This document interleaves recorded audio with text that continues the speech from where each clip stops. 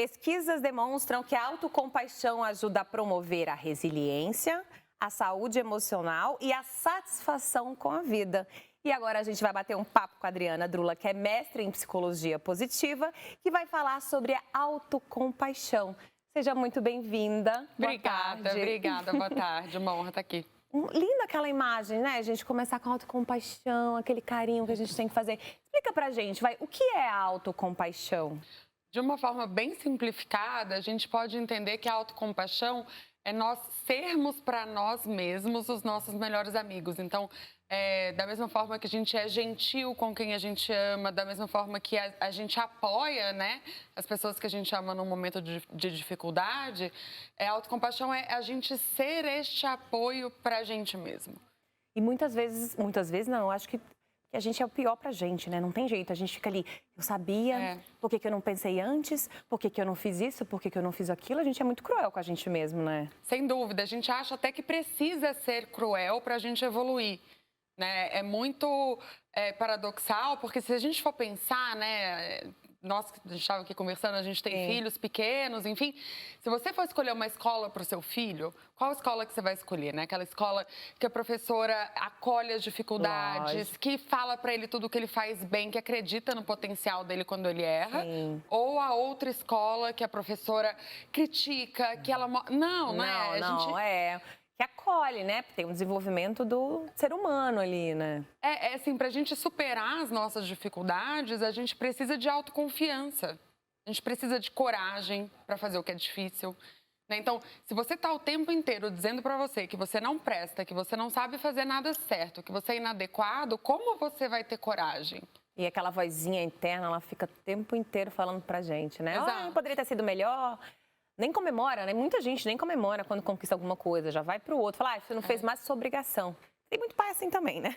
E às vezes pensa, né? Nossa, essa pessoa tá me elogiando porque ela não sabe como eu sou de verdade. Ou eu nem mereço esse elogio. Nossa, você falou um ponto muito importante. Muita gente, quando você fala, nossa, que blusa bonita. Ai, foi baratinho, tava em promoção, não sei aonde. Gente, eu mesma sou assim. Nossa, você tá bonita hoje? Tô nas roupas velhas, antigas. Eu tava lá em casa, ó. Não é muita gente assim. Eu falo que a gente fala só obrigada, né? Parece que tá se achando já, né? Só falou obrigada. A gente mesmo conversando com a gente. É muito assim, não é só eu, né, que sou assim. Sim, é difícil a gente aceitar o que a gente tem de bom, né? É como se a gente se sentisse...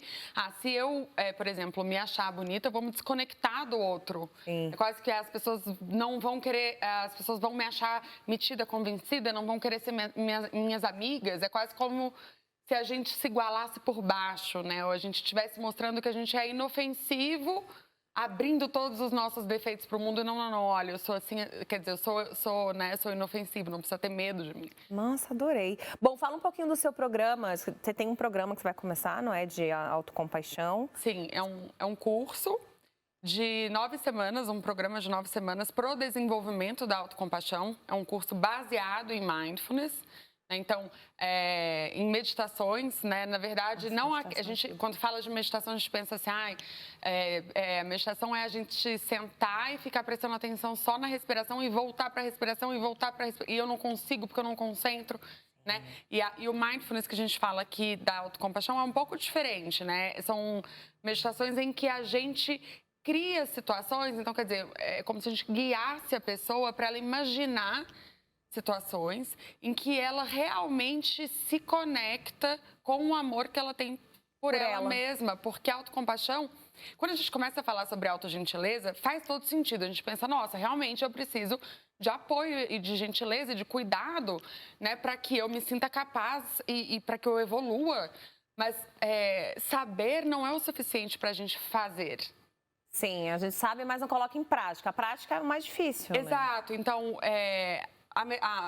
as práticas, elas ajudam porque quando a gente se conecta com o que a gente sente por nós mesmos, quando a gente se dá a chance de sentir, porque igual, né, com uma criança ou com alguém que a gente ama, a gente gosta, a gente cuida daquela pessoa, quando a gente olha para ela, a gente sente um quentinho, né? E como será que é sentir isso por si? Entendi. Né?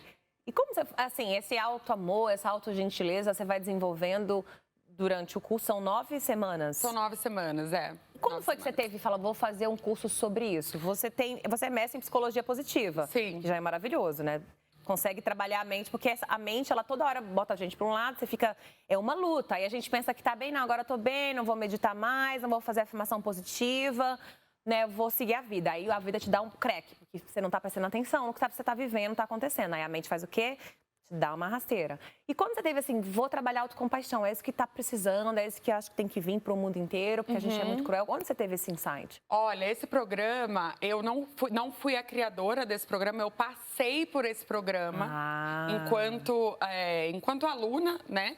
Há alguns anos atrás, eu fui para os Estados Unidos fazer esse programa porque eu sou uma pessoa naturalmente muito autocrítica, muito perfeccionista e eu sofria muito com essa dinâmica, né?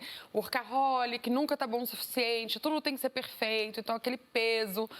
E eu fui para os Estados Unidos fazer esse programa com os criadores, né, que é a Kristin Neff e o Chris Germer, são os 2 maiores pesquisadores em autocompaixão no mundo. E aí eu fiz o curso com eles e depois, ao longo dos anos, me tornei terapeuta focada em compaixão, fiz a minha especialização em Londres com a pessoa que criou Legal. isso e me tornei instrutora do próprio programa, que foi o que me apresentou para a autocompaixão. Eu não sabia que era possível sentir isso. E assim, o que me deu o clique, o estalo, foi a minha própria experiência, porque uma vez que eu me conectei com aquilo, que eu passei a vida inteira buscando fora, a gente passa a vida inteira tentando ser perfeita para quê? Pra quem também, né? Para ter o aplauso do outro, para ter a atenção do outro, para ter a validação do outro, para entender que você tem valor. No fundo é isso.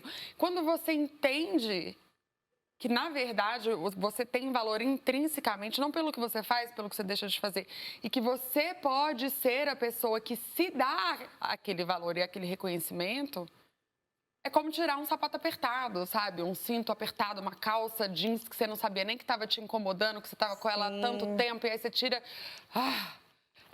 É o caminho da cura mesmo, né? Sim. É engraçado que, assim, com o passar do tempo, a gente vai dando mais esses prazeres pra gente, né? Eu saía, se o sapato tivesse apertado e eu gostasse do sapato, eu levava. Hoje eu não levo. Ai, vou sair com a minha filha, jamais boto um salto. Eu quero ficar confortável, né? Até para apresentar aqui, para receber vocês, enfim. Eu quero uma roupa confortável, eu quero estar bonita, claro, mas assim, não quero mais aquela roupa me sufocando, apertando, pinicando. E isso a idade vai dando pra gente também, né? Sem dúvida, sem dúvida, sem dúvida. A gente tende a ser muito mais cruel com a gente quando a gente é mais nova, né?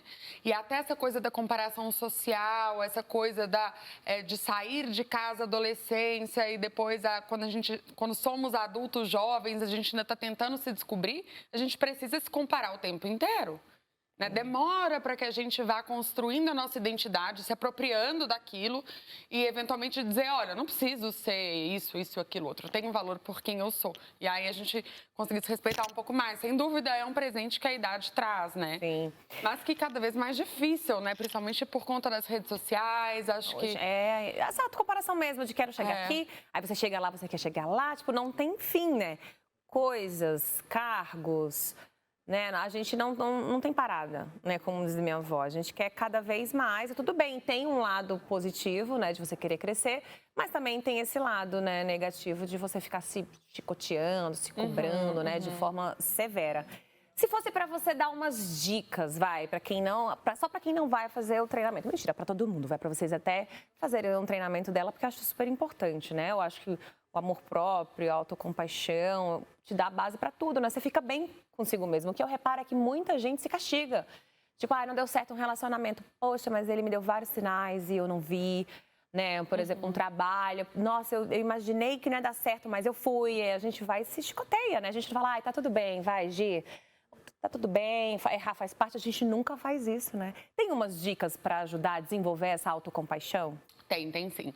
Eu acho que a primeira, talvez, assim, se a gente puder, né, falar de um passo a passo, uma coisa bem didática, tem uma prática que a gente ensina, um exercício, na verdade, que ele é baseado na própria definição de autocompaixão, né? Ele tem 3 passos. Então, primeiro, que a gente chama de mindfulness, nada mais é do que a gente ter consciência sobre o que a gente sente.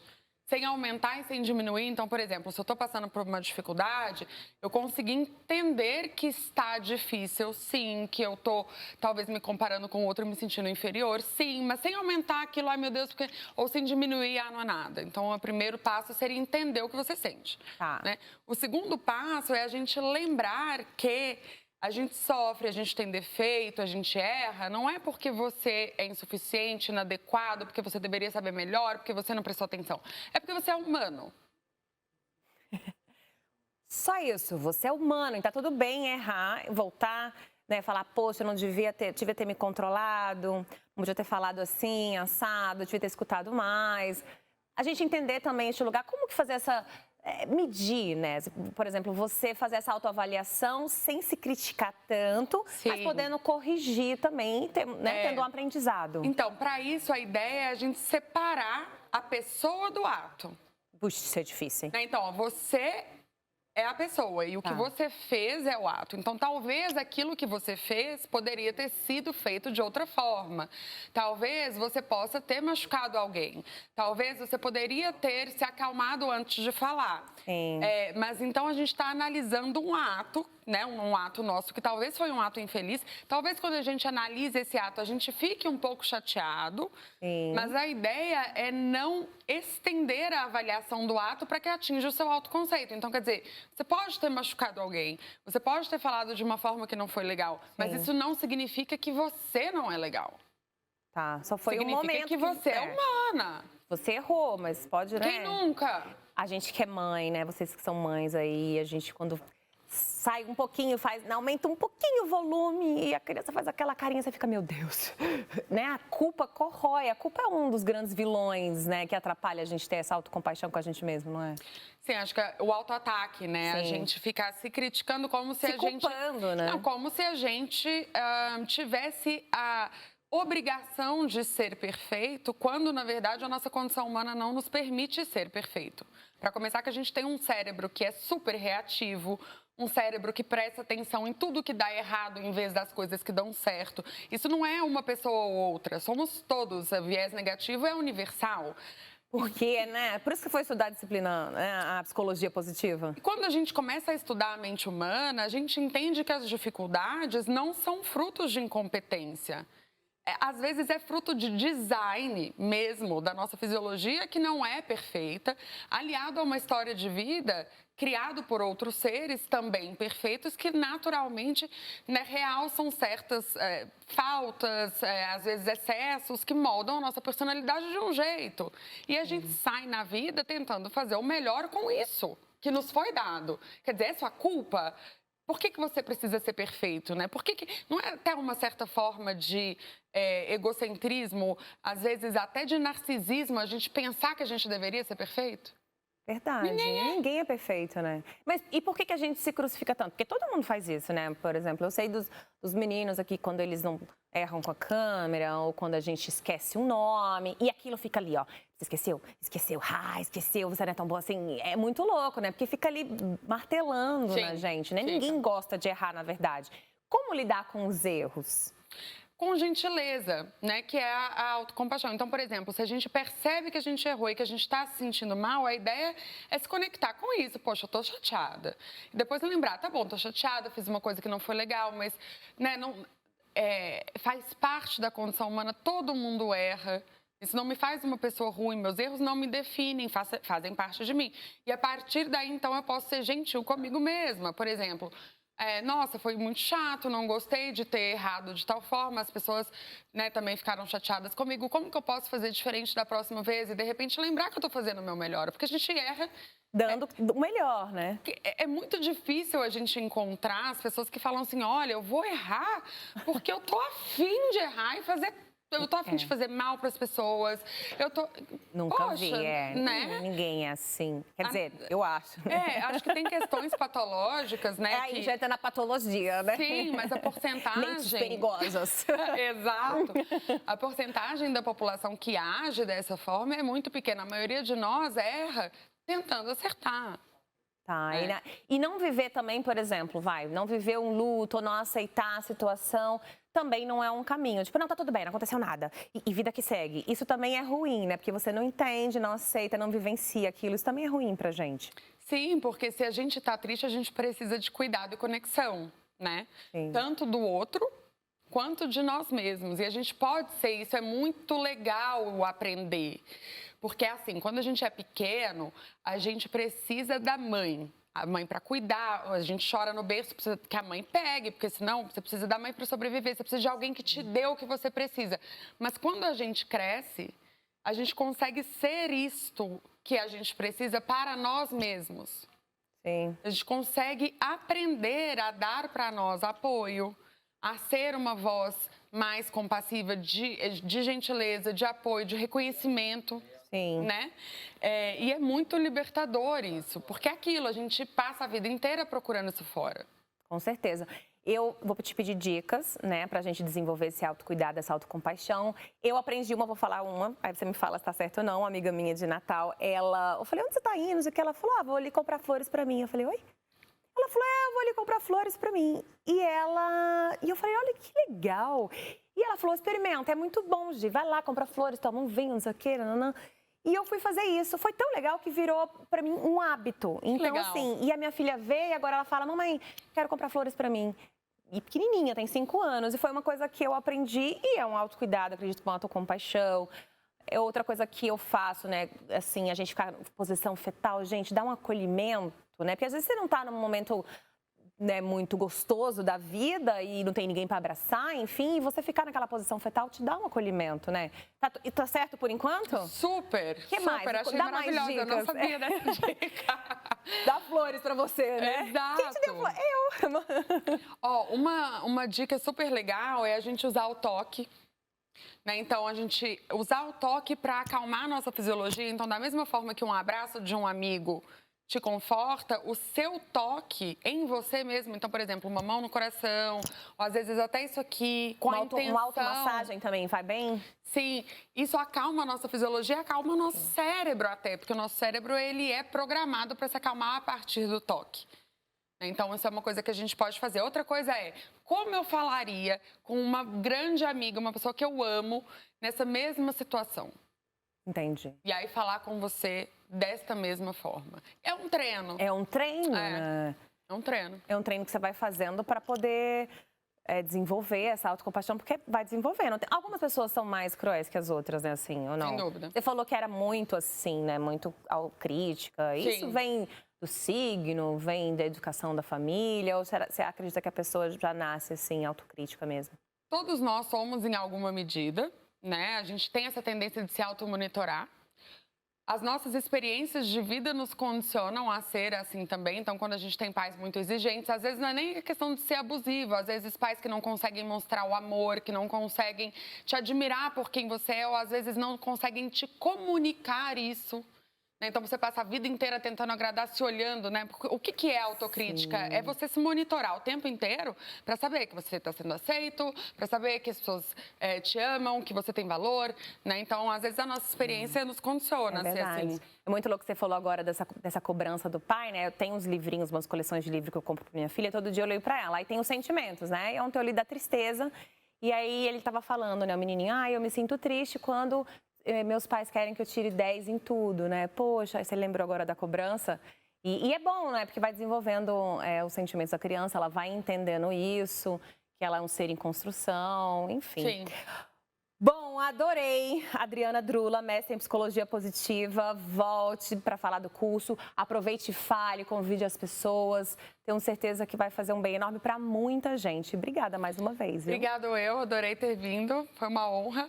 Vocês encontram mais sobre o curso no Instagram, que é @adrianadrula, ou no site mentecompassiva.com.br. Boa, obrigada. Viu? Obrigada, eu.